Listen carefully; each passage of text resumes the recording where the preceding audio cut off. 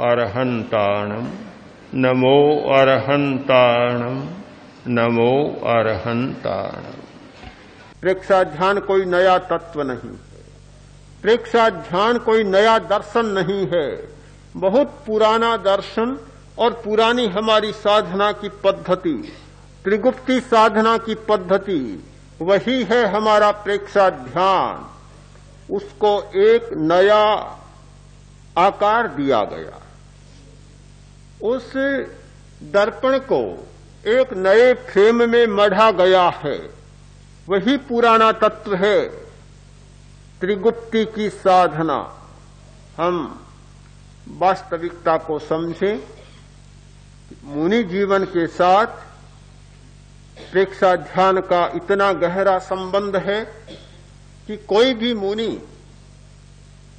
इसे छोड़ नहीं सकता।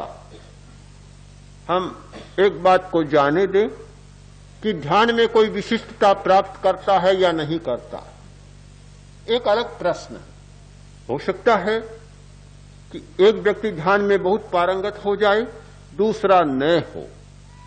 एक व्यक्ति ध्यान का लंबा अभ्यास करे, दूसरा न करे। अपनी रुचि, अपनी क्षमता, अपना क्षयोपशम, अपनी शक्ति, व्यक्तिगत स्वतंत्रता की बात मैं छोड़ देता हूं, क्योंकि ध्यान करना कोई कठिन बात है, मामूली बात नहीं है। अब जानते हैं ध्यान करने में खतरे भी बहुत हैं। यह न माने कि ध्यान करने में बहुत लाभ है, ध्यान के साथ बड़े खतरे भी जुड़े हुए हैं। ध्यान करने वाला को सबसे पहले शारीरिक खतरे का भी सामना करना पड़ता है। ध्यान करने वाले का तापमान प्रभावित होता है, शरीर का तापमान। उसकी पाचन शक्ति कम हो जाती है, ध्यान करने वाले की शरीर दुर्बल हो जाता है। आपने नाम सुना है दुर्बलिका पुष्यमित्र का? दुर्बलिका पुष्यमित्र बड़े आचार्य हुए हैं, बहुत दुर्बल, इतने पतले दुबले। बौद्ध भिक्षु आए आर्य रक्षित के पास, बोले कि जैन परंपरा में ध्यान नहीं। आर्य रक्षित ने कहा, किसने कहा? अगर तुम्हें देखना हो प्रमाण तो देखो वह दुर्बलिका पुष्यमित्र।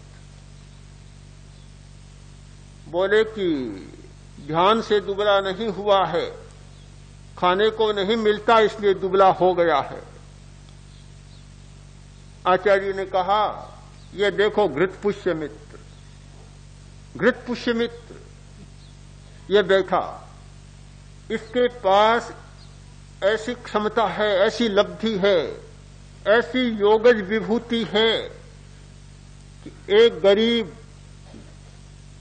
गर्भिणी, गरीब औरत जो गर्भवती है, पास में कुछ नहीं, थोड़ा थोड़ा जुटाकर और अपने प्रसव काल के लिए घी को इकट्ठा कर रही है, उस समय खाने के लिए 6 महीने तक इकट्ठा किया घी।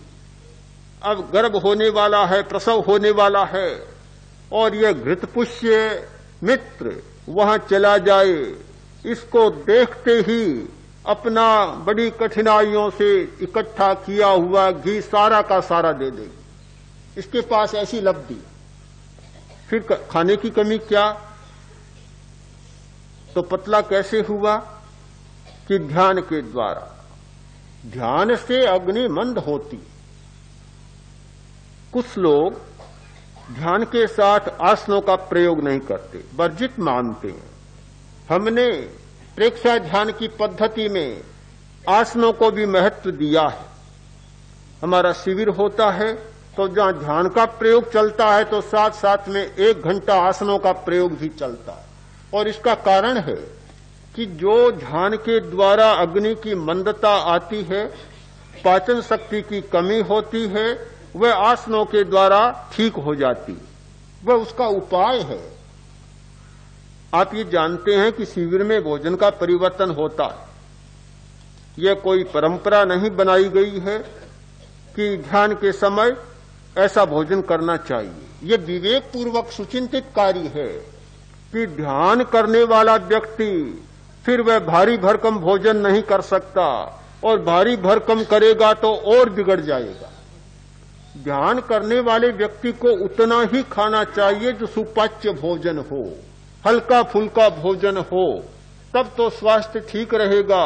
इधर ध्यान भी करता है, उधर दूध, रड़ा हुआ दूध, मलाई, रबड़ी, मिठाइयां, कचौड़ियां और पकौड़ियां, शीरा, सब कुछ चलता है, तो ध्यान भी खराब होगा, स्वास्थ्य भी खराब होगा, ध्यान भी बदनाम होगा, करने वाला भी बदनाम होगा, और चीजें भी बदनाम होगी। बेचारी चीजों को तो बदनाम न करी, मुफ्त में मिले बारात में फिर चाहिए। हाँ। और आचार्य वर्ग कहते हैं कि वे सारी चीजें जब मुफ्त मिल जाएं, बारात में मिल जाएं, तब तो चाहिए ही क्या। पर आचार्य वर्ग एक सुविधा है कि बाराती ध्यान नहीं कर, नहीं तो और बड़ी मुसीबत हो जाती। अरे क्या होता है, एक ही ध्यान करते हैं। हाँ, उनका सारा ध्यान भोजन में ही गर्भित हो जाता, और उनके लिए सबसे बड़ा ध्येय वह भोजन ही बन जाता है। पता नहीं सारे नियम कहाँ गायब होते हैं। स्वास्थ्य के नियम, स्वास्थ्य का नियम है कि एक बार खाने के बाद 3 घंटे तक नहीं खाना चाहिए, पचता नहीं, अध्यसन होता है।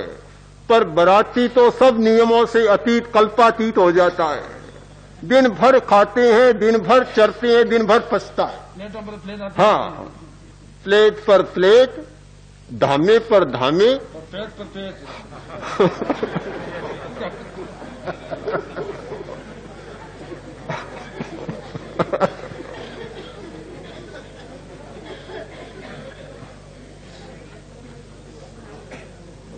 और सब कुछ चलता है। आदमी का एक रूप नहीं, अनेक रूप होता है, पर कम से कम ध्यान करने वाले व्यक्ति के लिए जरूरी है कि उसका भोजन भी बदले। जरूरी है, बहुत जरूरी।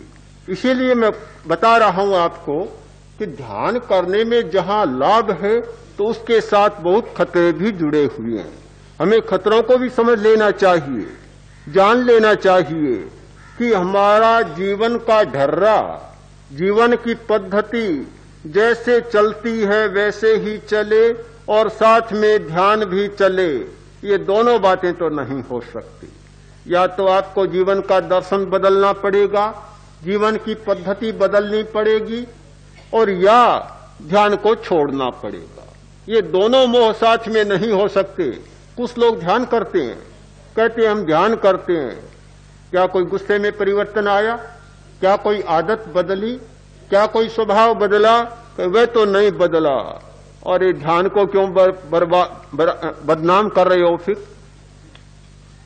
यह हो नहीं सकता कि आदमी ध्यान करे और उसका स्वभाव न बदले, ध्यान करे और उसकी आदत न बदले, ध्यान करे और उनकी दृष्टि न बदले।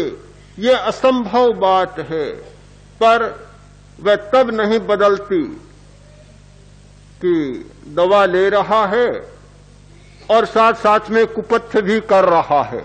कभी दवा तो ले रहा हूं पर कुछ बदला नहीं, बीमारी तो मिटी नहीं। बेचारी दवा को बदनाम तो मत करो, बेचारे ध्यान को तो बदनाम मत करो। कुपथ्य को छोड़ना होगा। हम जब तक कुपथ्य नहीं छोड़ते हैं, ध्यान की एक जीवनचर्या अलग होती है, जीवन की पद्धति, उसका खान पान, रहन सहन, दिनचर्या सारी बदल जाती है। नींद बदलती है, आहार बदलता है, यानी जितनी संज्ञाएं हैं, आहार बदलता है, नींद बदलती है, भय बदलता है, मैथुन बदलता है, क्रोध बदलता है, अहंकार बदलता है, कपट बदलता है और मूर्छा, लोभ बदलता है। ये सारी वृत्तियां बदलती हैं, तब समझना चाहिए कि ये ध्यान कर रहा है। जब ये न बदले तो मान लें कि ध्यान नहीं, ध्यान के नाम पर कुछ और ही कर रहा है, या ध्यान के साथ इतना कुपच्छ कर रहा है कि रोज दवा तो लेता है, पाचन दुर्बल, दवा लेता है और डट कर खाता है, तो दवा लेने का कोई अर्थ नहीं होगा। सब कुछ खाता है, खाना नहीं छोड़ सकता, डॉक्टर साहब सब कुछ खाऊंगा, बस ऐसी टिकिया दे कि जो भी खाऊं, पत्थर भी खाऊं तो हजम हो जाए।